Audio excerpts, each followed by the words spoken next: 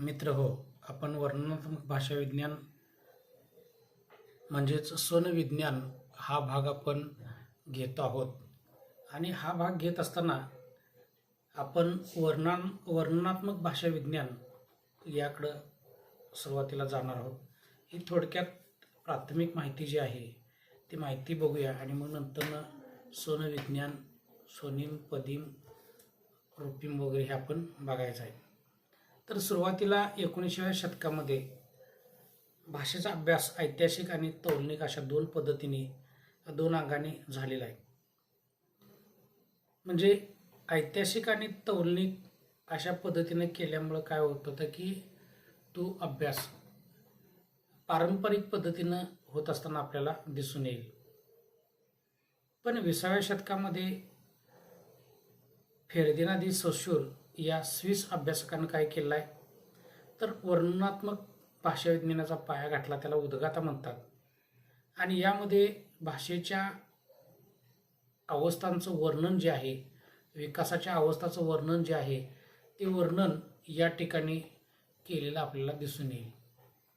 म्हणजेच काय की पारंपरिक जी पद्धती जी आहे ती पारंपरिक पद्धती आता काय केली आहे तर संपवली आहे किंवा नष्ट केली आहे असं न म्हणता त्यांनी एक वेगळ्या पद्धतीची एक व्यवस्था या ठिकाणी केल्याचं आपल्या लक्षात येईल.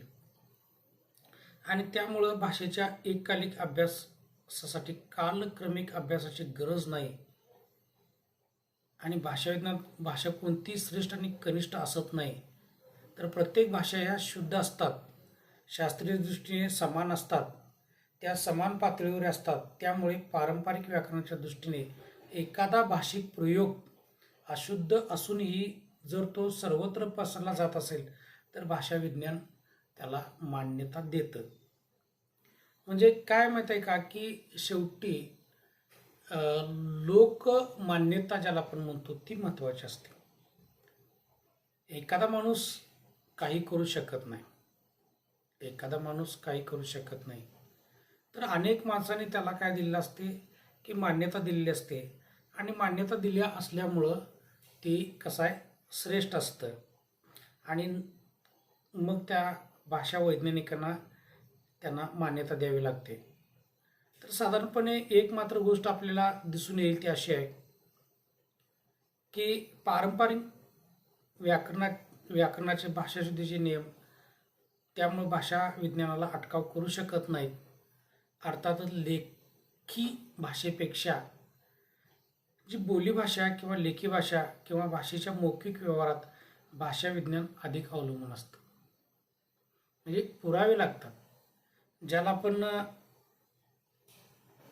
लेखी भाषेमध्ये किंवा बोलीभाषेमध्ये किंवा मौखिक व्यवहार आहे, या व्यवहाराला भाषा विज्ञान तपासत असतं. याचे वितर्क किंवा निरीक्षक किंवा अभ्यास करत असतं. भाषा विज्ञान कधीही प्रचाराने मूल्यमापक करत नाही भाषेचं, तर ते निरीक्षण आणि अभ्यास ह्या दोन्ही गोष्टी करत असतं. आणि म्हणून या ठिकाणी या भाषा वैज्ञानिकांना किंवा भाषा विज्ञान या लेखी भाषा, बोलीभाषा आणि मौखिक व्यवहार जे आहे यावरती अवलंबून असतं.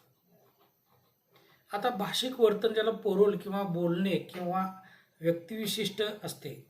भाषिक वर्तन हे किंवा बोलणे हे व्यक्तिविशिष्ट असतं. म्हणजे कसं आहे की मला काय बोलायचं आहे आणि मी कसं बोलायचं हे सगळं माझ्यावरती अवलंबून असतं.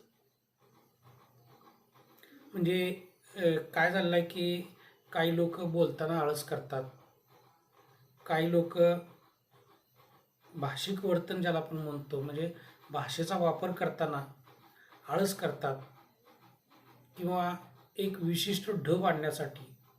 आता उदाहरणार्थ मी कायमस्वरूपी सांगतो की माने असं नळातलं माने, पण काही लोक माणे असं करतात उच्चार त्याचा.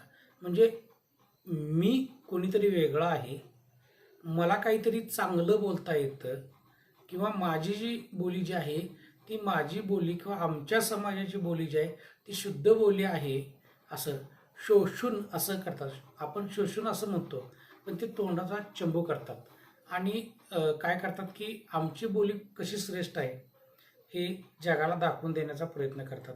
म्हणून इथं त्यांनी सांगितलं की भाषिक वर्तन परोल हे व्यक्तिविशिष्ट असतं, व्यक्तीनुसार ते बदलत असतं. भाषिक व्यवस्था जी किंवा लँग्वेज याला आपण म्हणतो ही सामाजिक स्वरूपी आणि एकजिनसी असते. आता भाषिक व्यवस्था जी असते ती कोणा एका बापाची नसते, तर ती सगळी समाजाची असते. कारण भाषिक व्यवस्था समाजातल्या अनेक माणसांनी एकत्र येऊन तयार केलेली नियम व्यवस्था असते. तसं भाषिक वर्तन नाही. भाषिक वर्तन हे व्यक्तिविशिष्ट आहे. पण भाषिक व्यवस्था ही जी आहे, लँग्वेज जी आहे, ती मात्र समाजाची बनवलेली संरचना असते. आता यामध्ये आपण दोन गोष्टी बघितल्या. अर्थात ध्वनी व अर्थ यांना जोडणाऱ्या चिन्हांची नियमव्यवस्था ही व्यवस्था अमूर्त असते. आणि मग भाषिक व्यवस्था जी असते ही कशी असते की अमूर्त स्वरूपाची असते. चिन्हांची ही व्यवस्था जी आहे ती अमूर्त व्यवस्था असते, मूर्त नाही. एकदा जर का तुम्ही तयार केलं, एकदा जर का तुम्ही त्याच्यावरती शिक्कामोर्तब केला की आपण ती बदलू शकत नाही. देवनागरी लिपी आज तागायत आपण ती बदलू शकलो नाही. सालोन साल आपल्याकडे ती भाषा आली. इंग्रजीमध्ये आपण काही बदल करू शकले नाही, कारण ते लोकांनी ठरवलेले आहे. आणि भाषा निर्माण करणं किंवा त्यांची चिन्ह व्यवस्था निर्माण करणं ही सोपी गोष्ट नाही, हे तुम्ही आवर्जून लक्षात घ्या. आता काही बोली आहेत काही समाजांच्या, कैकाडी बोलीची लिपी मी आज तागायत बघितलेली नाही. वडारी बोलीची लिपी मला माहीत नाही. हां, माझं कमीपणा असेल हा, नाहीतर कोणीतरी लगेच मला फोन करून विचारू नये एवढे तुम्ही अज्ञान कसे. जे माहीत नाही ते स्पष्ट सांगायला काही हरकत नाही. म्हणजे मातंगी बोली, मातंगी बोलीचाही अभ्यास लोंढे सरांनी केला. म्हणजे ते काय आहे वगैरे त्याने हे केलं. पण त्याची जी काही चिन्ह व्यवस्था जी आहे, संरचना ज्याला आपण म्हणतो, संरचना आहे मौखिक स्वरूपातली, पण चिन्ह व्यवस्था मी काय हे केलेलं नाही. म्हणजे त्यामध्ये कसं ते की मातंग समाजामध्ये अनेक जाती आहेत आणि त्यातल्या मांग गारुडी जे आहेत त्यांची जी भाषा ऐकलेली आहे पण ती बोलता येत नाही आणि कसं उदाहरणार्थ म्हटलं तर सांगता येत नाही. पण त्यांची जी काही चिन्ह व्यवस्था आहे ती मला माहीत नाही. हे असं मला माहीत नाही असं सांगू नये, पण ती माझ्या लेखी आलेली नाही किंवा माझ्या समोर आलेली नाही. तर या सगळ्या गोष्टी जेव्हा आपण मित्र बघतो त्यावेळेला की ही व्यवस्था किंवा संरचना समजून घेणं आणि तिचं वर्णन करणं हे वर्णनात्मक भाषा विज्ञानाचं काम आहे. तुम्ही मला सांगा की आत्तापर्यंत भारतामध्ये किंवा जगामध्ये 7,000, 10,000, 17,000, 70,000 काय असतील ते भाषा, अमक्या एवढ्या भाषा आहेत. त्यातली भारतामध्ये मी ज्या 3 समाजातल्या भाषा सांगितल्या यांना चिन्ह व्यवस्था का दिली नाही किंवा यांची चिन्ह व्यवस्था का नाही असेल तर मग सार्वजनिक स्वरूपामध्ये समाजासमोर का येत नाही. मग भाषा वैज्ञानिक फक्त अमेरिकेचेच लागतात का, आपल्या इकडली भाषा हे नाहीत का, वैज्ञानिक नाही का. भाषेबद्दल मी भाषाशास्त्रातला दिग्गज आहे म्हणणारे किंवा भाषाशास्त्राचा अभ्यास करतो म्हणणारे लोकांनी त्या भाषा समजवून घेऊन त्यांची चिन्ह व्यवस्था आहे काय हे बघायला नको का. मग ते का केलं नाही हा प्रश्न इथं निर्माण होतो. आणि म्हणून आपण ती इथं प्रश्न विचारायचा भाग नाही, पण सहज मी यूट्यूबवरती काही विद्यार्थ्यांशिवाय काही लोक ते बघत असतात आणि त्यांच्यासाठीचा हा भाग मी तुमच्यासमोर ठेवतोय. आणि म्हणून या ठिकाणी अमेरिकन संरचनावादी भाषाशास्त्रज्ञ लेनर्ड ब्लूमफिल्ड याने मनोविज्ञानाचा आधार घेऊन भाषेला वाचिक वर्तन मानलेलं आहे. ते बरोबर आहे. वर जे आपण सुरुवातीला बघितलं की भाषिक वर्तन ज्याला आपण म्हणतो ते व्यक्ती विशिष्ट असतं, म्हणजेच व्यक्तिनिष्ठ असतं. तर ते लेनर्ड ब्लूमफिल्ड यांचं जे मत आहे ते बरोबर आहे. वाचिक वर्तन मांडलं आहे. का मांडलं तर मगाशी मी तुम्हाला सांगितलं आहे की प्रत्येक व्यक्ती ह्या आपल्या मतानुसार किंवा आपल्या मनानुसार त्या भाषेचा उल्लेख किंवा उच्चार करत असतात आणि म्हणून हे सगळं महत्त्वाचं आहे. आता नोम चॉम्स्की मात्र वेगळं मत मांडतात. माणसाची अमर्याद वाक्य निर्माण करण्याची भाषिक क्षमता असते माणसांमध्ये, हे त्रिकाळबाधित सत्य आहे.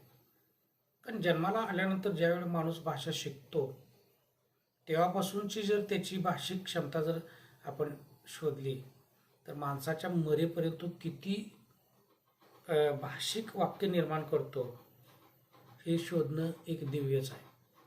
आणि एकाच माणसाचा आपल्याला विचार, आपण एखाद्या प्राण्याचा आवाज किंवा त्याच्या हालचाली करू शकतो, कारण त्याला वयोमर्यादा त्याची कमी असते. पण ज्याचं तुम्ही अभ्यास करायला घेतलेला आहे त्याचा अभ्यास करायला जाऊन अभ्यास करणाराच मरून जाणार. कारण एखादं लहान बाळ ज्यावेळी जन्माला येतं ते जन्माला आल्यानंतर तो म्हणणार का आता काय भाषा वैज्ञानिक की मी आता या माणसाचा इथपर्यंत अभ्यास केलेला आहे आणि हे मला, पण तो ज्या दृष्टिकोनातून त्याचा अभ्यास करत असतो त्या दृष्टिकोनातून पुढचा भाषा वैज्ञानिक करेल का? आणि मग या माणसा समजा एखादा माणूस 90-95 वर्ष जगला तर मग त्याला किती भाषा वैज्ञानिकाने अभ्यास करावा लागेल? कारण इथं अमर्याद वाक्य आपल्याला वाक्य तिथं टाकलेलं आहे तर त्याचं विश्लेषण व्हायला पाहिजे असं माझं मत आहे. अमर्याद वाक्य निर्माण करण्याची क्षमता त्या भाषिकाकडे असते. एवढं वाक्य म्हणून चालत नाही. असं कोणाचं निरीक्षण झालं का? ते लहान मूल जन्माला आलं, उदाहरणार्थ आपल्याला फेमस माणसं सचिन तेंडुलकर. आता सचिन तेंडुलकर जर घेतलं तर तेंडुलकर जर आपण घेतलं तर तेंडुलकरांचा जन्म ते आत्तापर्यंतचं त्यांचं वय 50-55 वय आपण घेऊया. तर या 55 वर्षापर्यंत सचिन तेंडुलकरनी खेळ कसा केला हे आपण आत्तापर्यंत सांगू शकतो. हे जे काही आत्तापर्यंत त्यांचे जे गुरु जे होते त्यांनी आतापर्यंत त्यांचं निरीक्षण केलं किंवा त्यांचं परीक्षण केलं, त्यांच्यानंतर सचिन तेंडुलकरचा खेळ कोण तपासणार आहे? त्यांना सुदैवानं त्यांनी 100 गाठली, तर 100पर्यंत त्यांचे जे काही हजारी होते त्या हजारीने असं सांगितलं का की मी आतापर्यंत तेंडुलकरांच्या सगळ्या हालचाली इथंपर्यंत नोंद करून ठेवलेल्या आहेत, माझं आता संपलेलं आहे, आता इथून पुढं अमक्यानं त्यांचं निरीक्षण करावं, असं झालं का? हे केलं पाहिजे तरच त्या प्रत्येक गोष्टीच्या अभ्यासाला पूर्णत्व होईल. नाही तर ती गोष्ट नुसतीच सांगितली, हे तुम्ही काल्पनिक कशावरून सांगितलं नाही, हा भाग येतो. आणि म्हणून या ठिकाणी माणसाकडं हजारो किंवा अमर्याद वाक्य निर्माण करण्याची क्षमता आहे, पण मी जर विचारलं तर त्याला पुरावा काय, तर ते पुरावे देता आले पाहिजेत, हे सगळ्यात महत्त्वाचं आहे. पण आपण त्या वैज्ञानिकांना आव्हान करत नाही किंवा आव्हान दिल्यासारखं होईल, म्हणून या आपण इथं गोष्टी थांबून प्रयोगशील नियमव्यवस्थेचे सहज ज्ञान होते असे 2 भेद केलेत. कोणत्याही कालखंडात भाषारूपाचा अभ्यास एककालिक किंवा वर्णनात्मक भाषा विज्ञानात येतो. एककालिक पद्धत किंवा वर्णनात्मक भाषा पद्धत ही भाषा विज्ञानामध्ये येतो असं म्हटलं आहे. भाषारूपाचा अभ्यास कोणत्याही एका कालखंडामध्ये, एक कालखंड घ्यायचा आणि त्या कालखंडामध्ये भाषेचं रूप कसं आहे ते तर एककालिक करा किंवा वर्णनात्मक करा. आता एकांगी होईल एककालिक पद्धत घेतली तर, आणि वर्णनात्मक घेतलं तर तुम्ही मग वर्णन करत जाणार आहात त्याचं. म्हणून परिवर्तनशील हा भाषेचा स्वाभाविक गुणधर्म किंवा स्वाभाविक गुणधर्म आहे. उदाहरणार्थ तिथं आपण भाषा विज्ञानाकडे जायला नको, तर आपण आपल्या खेडेगावातनं आपण त्याचा विचार करू की 12 मैलावरती भाषा बदलते, हा नियम जो आहे तो त्यांनी आपण ग्रामीण भागाच्या समजुतीप्रमाणे घेतला. पण जर आपण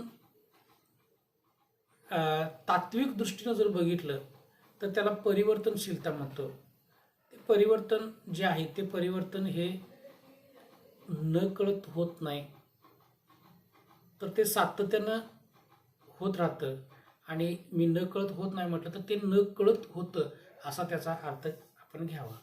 कारण कसं असतं की परिवर्तन हे कोणत्या क्षणी झालं हे आपल्याला दिसत नाही किंवा कळत नाही,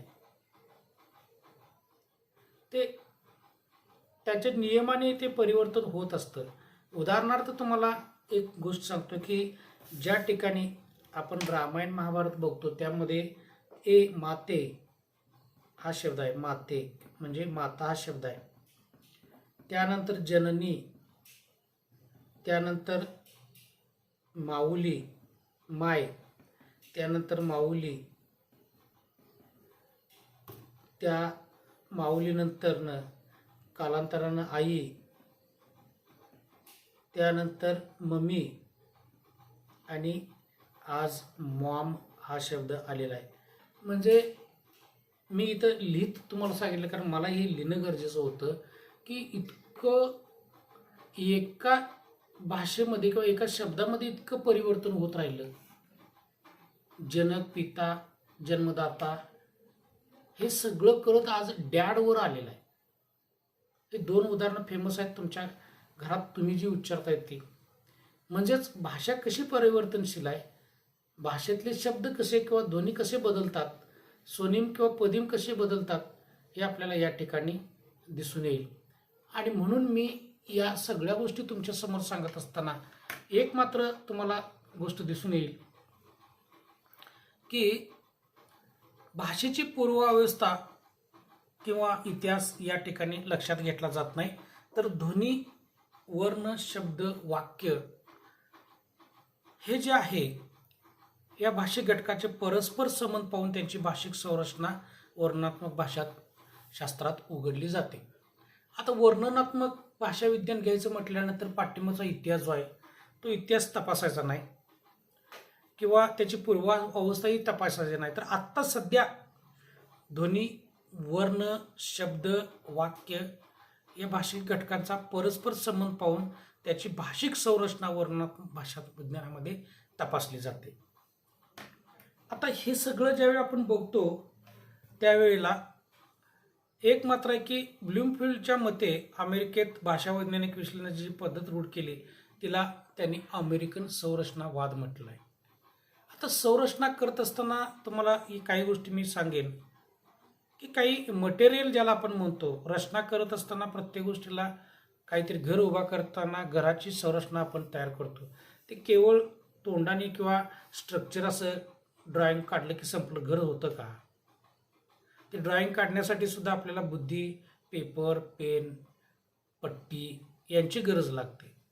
म्हणजे कुठलीही गोष्ट एका गोष्टीनं होत नाही, त्याला अनेक गोष्टींची गरज असते, संरचना असते. आणि त्याच पद्धतीनं भाषेमध्ये सुद्धा तसंच आहे. आणि मग संरचनावाद्यांनी काय केलं आहे की भाषाविज्ञान प्रत्यक्ष उद्गार किंवा वाचिक वर्तनाचा अभ्यास महत्त्वाचा मांडलेला आहे. अमेरिकन संरचनावाद्यांनी काय केलं आहे की प्रत्यक्षात उद्गार अथवा वाचिक वर्तन यांचा अभ्यास महत्त्वाचा मांडलेला आहे.